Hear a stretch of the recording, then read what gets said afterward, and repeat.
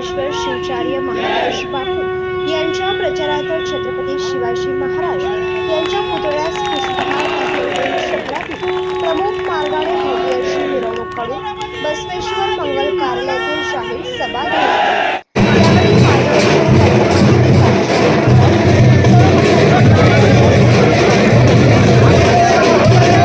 संख्येने उपस्थित होते।